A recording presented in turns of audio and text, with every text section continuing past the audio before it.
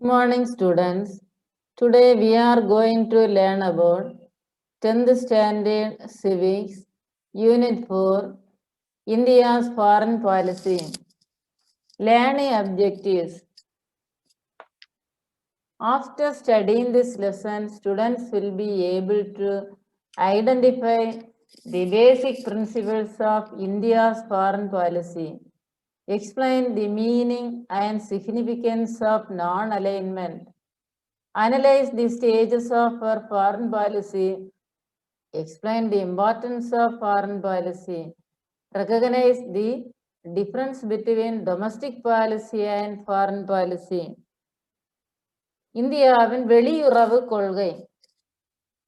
இந்தியாவின் வெளியுறவு கொள்கையின் அடிப்படை கோட்பாடுகளை அறிந்து கொள்ளுதல், அணிசேரா இயக்கத்தின் பொருள் மற்றும் முக்கியத்துவத்தை விளக்குதல், வெளியுறவு கொள்கையின் படிநிலைகளை ஆய்ந்தறிதல், வெளியுறவு கொள்கையின் முக்கியத்துவம், உள்நாட்டு கொள்கை மற்றும் வெளியுறவு கொள்கை ஆகியவற்றுக்கு இடையிலான வேறுபாடுகளை அறிந்து கொள்ளுதல்.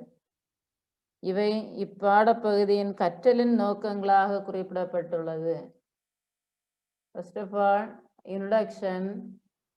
Foreign policy can be defined as a country's policy that is conceived, designed and formulated to safeguard and promote her national interest in her external affairs in the context of relationship with other countries, both bilaterally and multilaterally.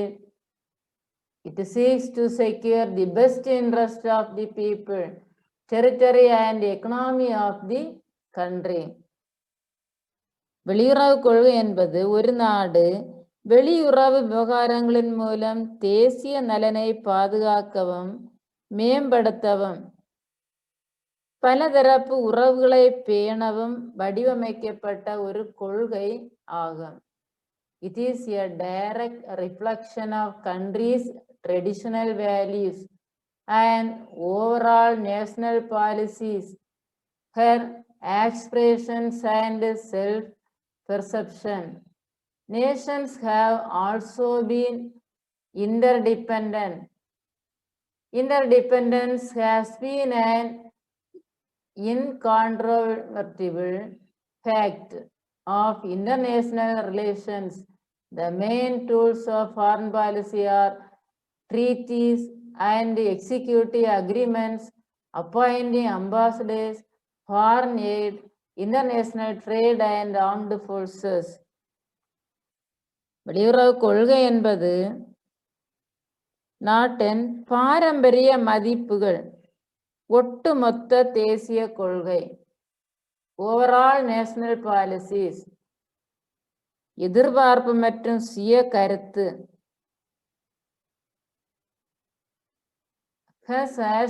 aspirations and self perception. எதிர்பார்ப்பு மற்றும் சுய கருத்து ஆகியவற்றின் நேரடி பிரதிபலிப்பாகும். நாடுகள் எல்லாம் ஒன்றையொன்று சார்ந்துள்ளது. சர்வதேச உறவுகளில் ஒன்றையொன்று சார்ந்திருப்பது தவிர்க்க இயலாத ஒன்று. வெளியுறவு கொள்கையின் முக்கிய அம்சங்கள் உடன்படிக்கைகள், நிர்வாக ஒப்பந்தங்கள், தூதுவர்களை நியமனம் செய்தல், வெளிநாட்டு உதவி, சர்வதேச வணிகம் மற்றும் ஆயுத படைகள் ஆகியவை ஆகும். The Ministry of External Affairs of India, also known as Foreign Ministry, comes under Government of India, is responsible for the conduct of foreign relations of India. The Foreign Service Training Institute, New Delhi, established in 1986, provides training for officers of Indian Foreign Services, IFS. வெளியுறவு அமைச்சகம் எனப்படும் இந்திய வெளி விவகார அமைச்சரவை இந்திய அரசின் ஒரு அங்கமாக இருந்து நாட்டின் வெளியுறவுகளை பொறுப்பேற்று நடத்துகிறது. இந்திய வெளியுறவு சேவை அதிகாரிகளுக்கு பயிற்சியும் அளிக்கின்றது. வெளியுறவு அமைச்சகம் 1986ஆம் ஆண்டு புது டெல்லியில் நிறுவப்பட்டது. The Constitution of India 1950, Article 51, சட்டப்பிரிவு 51 lays down directive principles of India's foreign policy. அரசு நெறிமுறையுறுத்தும் இந்தியாவின் வெளியுறவு கொள்கைகள். The state shall endeavor to promote international peace and security. சர்வதேச அமைதி மற்றும் பாதுகாப்பை மேம்படுத்துதல். Maintain just and honorable relations between nations. நாடுகளுக்கிடையே நியாயமான மற்றும் கௌரவமான உறவுகளை பேணுதல். Foster respect for international law and international organization. சர்வதேச சட்டம் மற்றும் சர்வதேச அமைப்புகளை மதித்தல். Encourage settlement of international disputes by arbitration. சர்வதேச பிரச்சினைகளை நடுவர் மன்றம் மூலம் தீர்க்க ஊக்குவித்தல். Main objectives of our foreign policy. நமது வெளியுறவு கொள்கையின் முக்கியமான நோக்கங்கள் என்ன? நேஷனல் செக்யூரிட்டி, தேசிய பாதுகாப்பு. நேஷனல் ப்ராஸ்பரிட்டி, தேசிய வளமை. Increasing the number of friendly nations. நட்பு நாடுகளின் எண்ணிக்கையை அதிகரித்தல். Achieving world peace and enable every nation to peacefully coexist. உலக அமைதி அடைதல் மற்றும் ஒவ்வொரு நாட்டுடனும் அமைதியுடன் சேர்ந்திருத்தல். எக்கனாமிக் டெவலப்மெண்ட், பொருளாதார வளர்ச்சி. இவையெல்லாம் நமது வெளியுறவு கொள்கையின் முக்கியமான நோக்கங்களாக இருக்கின்றது. பஞ்சசீல். பஞ்சசீலம் என்பது 5 derived from Sanskrit words. சமஸ்கிருத சொற்களான இது சமஸ்கிருத சொல்லிலிருந்து தோன்றியது. பஞ்சசீல். Panch equal to 5. பஞ்ச் என்பது 5 என்று பொருள். சீல் equal to virtues, நற்பண்புகள். சீலம். சீலம் என்பது நல்ல பண்பு. 5 நல்ல பண்புகள். The 5 principles of peaceful coexistence, Panchasheel, between India and Prime Minister Jawaharlal Nehru and China Premier Xu Enlai, was signed on 28 April 1954, which stated that the two governments entered into an agreement based on the following principles. இந்தியாவினுடைய பிரதமர் ஜவஹர்லால் நேரு மற்றும் சீனாவின் பிரதமராக இருந்த சு Enlai ஆகிய 2 பேரும் சேர்ந்து அமைதியுடன் நாடுகள் இணங்கியிருத்தலுக்கான 5 கொள்கைகளை 1954 ஏப்ரல் 28ஆம் நாள் ஒரு ட்ரீட்டி வாஸ் சைன்ட், ஒரு அமைதி உடன்படிக்கையில் கையெழுத்திட்டார்கள். இந்த பின்வரும் கோட்பாடுகளை இது உள்ளடக்கியது. பஞ்சசீல். Mutual respect for each other's territorial integrity and sovereignty. ஒவ்வொரு நாட்டின் எல்லையையும் இறையாண்மையையும் பரஸ்பரம் மதித்தல். மியூச்சுவல் நான் அக்ரஷன், பரஸ்பர ஆக்கிரமிப்பின்மை. மியூச்சுவல் நான் இன்டர்ஃபரன்ஸ், பரஸ்பர உள்நாட்டு விவகாரங்களில் தலையிடாதிருத்தல்.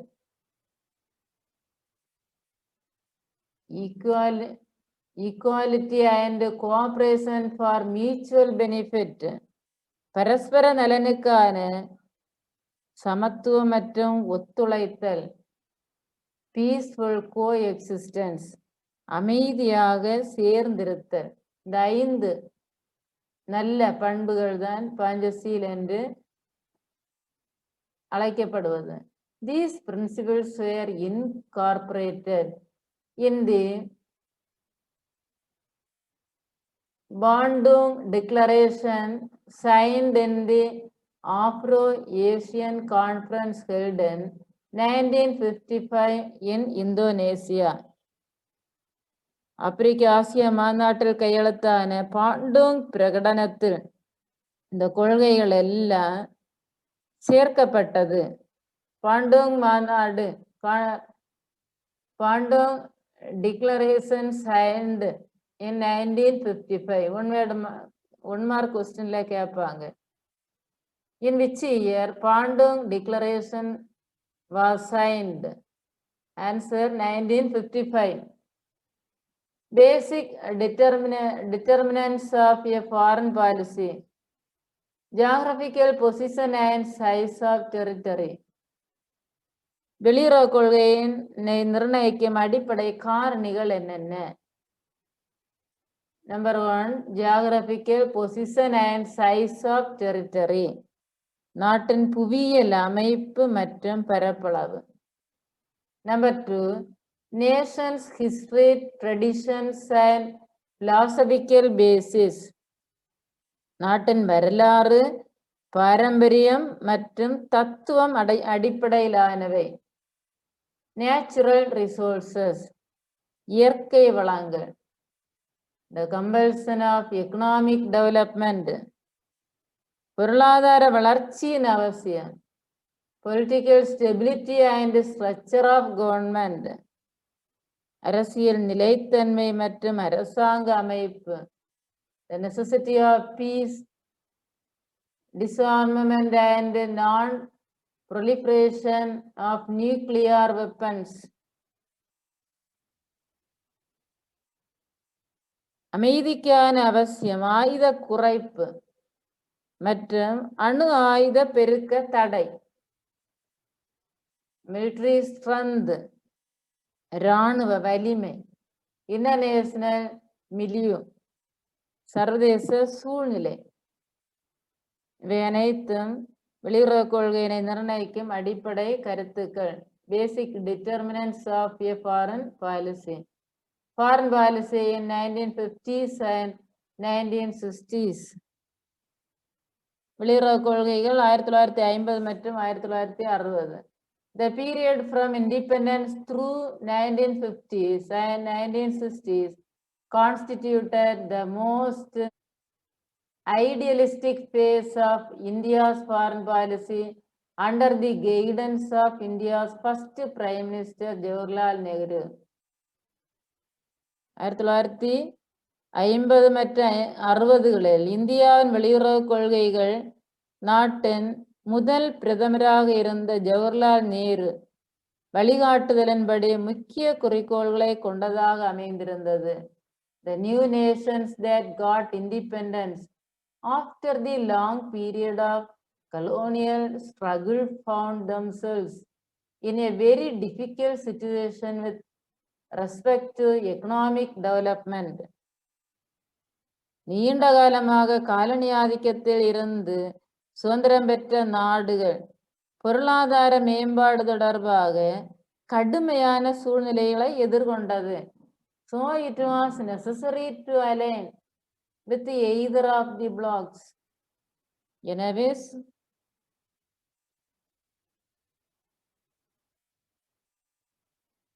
பொருளாதார மேம்பாடு குறித்து சில நாடுகள் சில முகாம்களை அமைத்து கொண்டது. For example, it was necessary to align with either of the blocks, United States of America, UNA, USA, United States of America, or Union Soviet Socialist Republic, USSR, Nehru India's first Prime Minister was opposed to the rivalry of the two superpowers, America and Russia, who were trying to extend their influence over the newly emerged nations of Asia and Africa. So he chose the path of non-alignment, such that not aligning with any bloc in the face of the bipolar order of the Cold War, and tried to form a third bloc of nations in international affairs.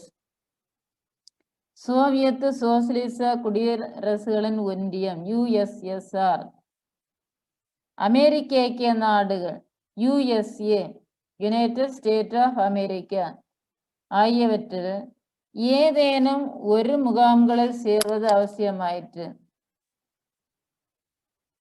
2 முகாம்களாக இருந்தது. எல்லா நாடுகளும் ஏதேனும் ஒரு முகாமில் கலந்து கொள்ள வேண்டும். நாட்டின் முதல் பிரதமராக இருந்த இந்தியாவின் முதல் பிரதமராக இருந்த ஜவஹர்லால் நேரு அமெரிக்கா மற்றும் சோவியத் ரஷ்யா ஆகிய வல்லரசு நாடுகள் ஆசியாவில் புதிதாக தோன்றிய நாடுகளில் தங்களது செல்வாக்கை செலுத்துவதை எதிர்த்தார். இந்த 2 முகாம்களிலும் இவர் தலையிடாமல் ஒதுங்கி இருந்தார். எனவே பனிப்போர் நிலவும் இரு துருவ உலகமான அமெரிக்கா மற்றும் சோவியத் ரஷ்யா வல்லரசுகளுடன் சேராமல் அணி சேரா இயக்கம் என்ற ஒன்றை கொண்டு வந்தார். நான் அலைன்மெண்ட், இரு அமைப்புகளிலும் கூட்டு சேராமல் தனித்திருத்தல். அதான் Jawaharlal Nehru chose the path of non-alignment, not aligning with any bloc, எந்த ஒரு அணியிலும் சேராமல் தனித்திருத்த மூன்றாவது அணியாக உருவாக முயன்றார். Broadly, non-alignment means not trying yourselves off with the military blocs.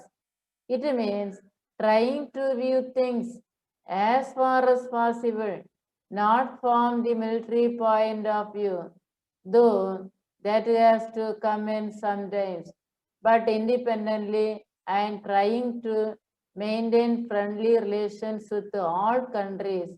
By Jawaharlal Nehru. Jawaharlal Nehru குறிப்பிடுகின்றார், பரந்த அளவில் அணி சேராமை என்பது இராணுவ கூட்டணியில் இணைந்து கொள்ளாதது அல்ல, அல்லது ஏதாவது பிரச்சனைகளை முடிந்தவரை இராணுவ கண்ணோட்டத்தில் பார்க்காமல் இருப்பதும் அல்ல. சில நேரங்களில் மட்டும் சுதந்திரமாக மற்ற அனைத்து நாடுகளுடனும் நட்பு ரீதியிலான உறவை பராமரித்தல் என்று குறிப்பிடுகின்றார். The non-aligned movement NAM in 1961, அணி சேரா இயக்கம் 1961.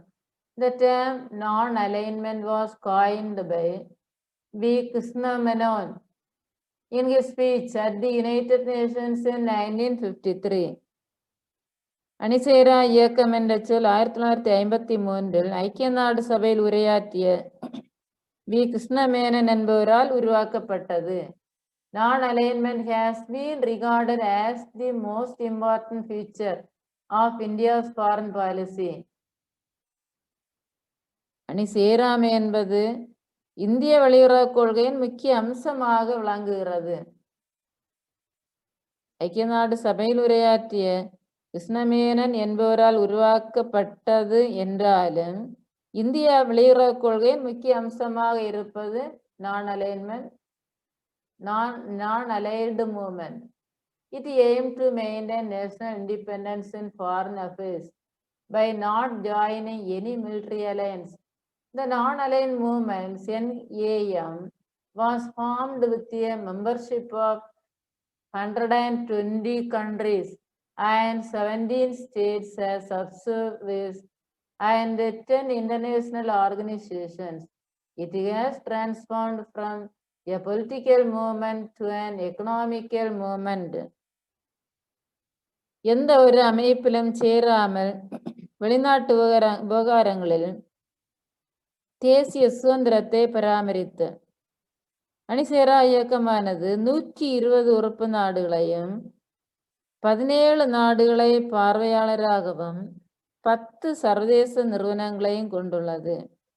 இது ஒரு அரசியல் இயக்கத்திலிருந்து பொருளாதார இயக்கமாக மாற்றம் கொண்டுள்ளது. The founding fathers are non-aligned movement.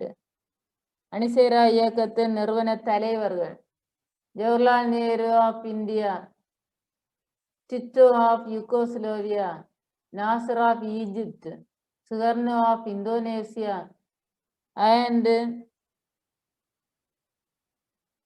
Kwame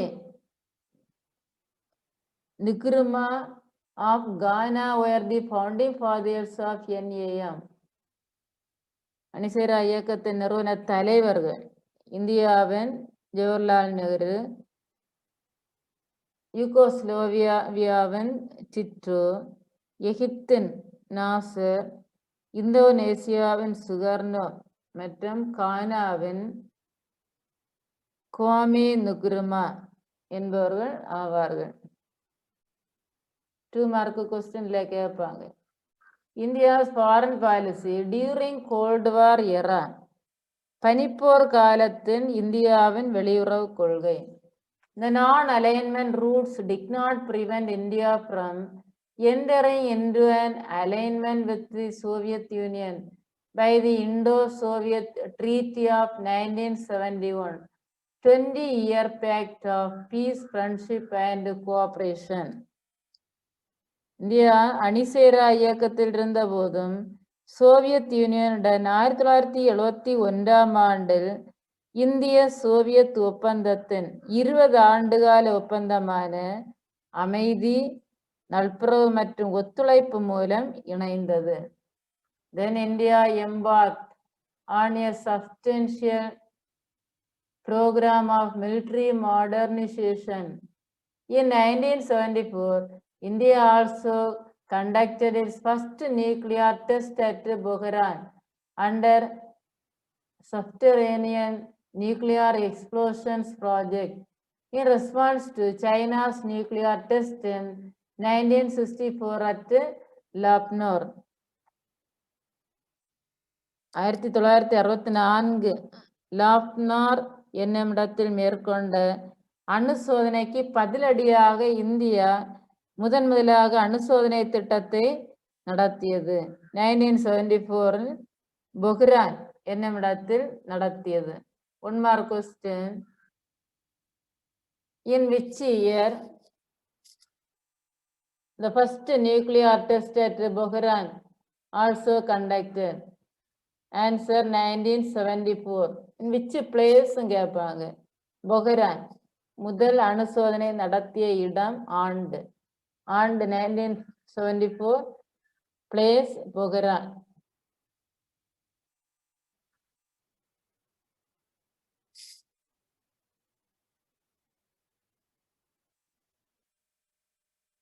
Changing global conditions determine the foreign policy details.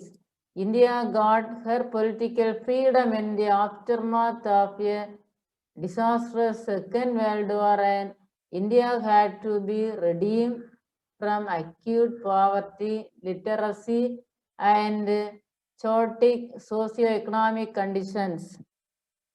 மாறிவரும் உலக சூழ்நிலைகள் வெளியுறவு கொள்கை விவரங்களை தீர்மானிக்கின்றது. பேரழிவை ஏற்படுத்திய 2ஆம் உலகப் போருக்கு பின்னர் இந்தியா அரசியல் விடுதலையை பெற்றது. மேலும் தீவிரமான வறுமை, வறுமை, இல்லிட்ரசி எழுத்தறிவின்மை and chaotic socio-economic conditions குழப்பமான சமூக பொருளாதார நிலையிலிருந்து இந்தியா தன்னை மீட்டெடுக்க வேண்டிய நிலைக்கு தள்ளப்பட்டது. Hence our new nation could not afford to military entanglements and military alliances. நமது புதிய நாடு இராணுவ கூட்டு மற்றும் ஒப்பந்தத்தில் ஈடுபட இயலாமல் போனது. Avoidance of military blocks was then not an option but a necessity. Non-alliance did not mean neutrality but the freedom of nations to decide on issues independently.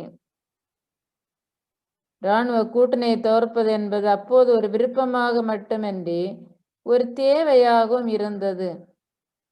India எந்த ஒரு அணியிலும் சேராமல் நடுநிலைமையாக இருப்பது என்பது பொருள் அல்ல. Non-alliance did not mean demilitarization of nations. It was meant to ensure de-escalation of conflicts and tension. Even with the discarding the non-alliance, India could enormously strengthen her defense system and could become a nuclear power. Plus or false in details of foreign policy executions have been addressed time and again, but India's basic policy of non-alliance is still in force. பிரச்சனைகளுக்கு முடிவுகளை நாடுகள் சுதந்திரமாக தீர்மானித்தது. அணி சேராமை என்பது இராணுவ வலிமை இல்லாதிருத்தல் என்று பொருள் அல்ல. மோதல்கள் மற்றும் பதட்டங்களை குறைப்பதை உறுதி செய்வது என பொருள்படுவதாகும்.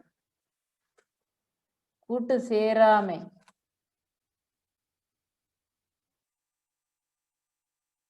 In this picture, first nuclear test at Bogharan 1974. ராஜஸ்தான்ல இருக்குது பொகரான் என்று சொல்லக்கூடிய இடம். அங்க ஃபாரஸ்ட்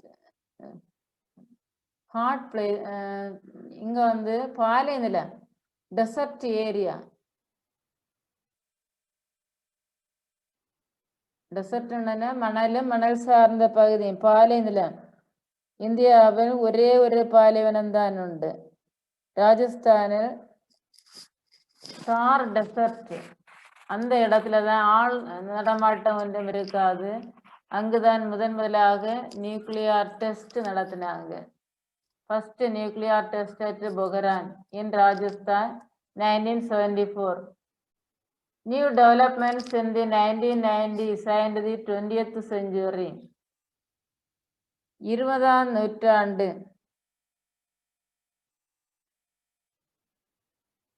1990 மற்றும் 20ஆம் நூற்றாண்டில் சில மாற்றங்கள் ஏற்பட்ட new developments during the 1990s along with the fall of the Soviet Union. A new global economic order, liberalizations, privatization and globalization emerged with the support of the Western powers.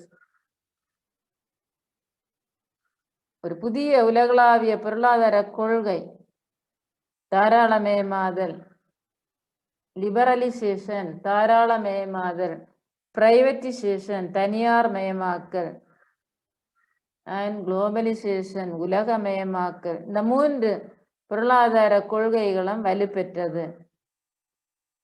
India entered into pacts with the Global Economic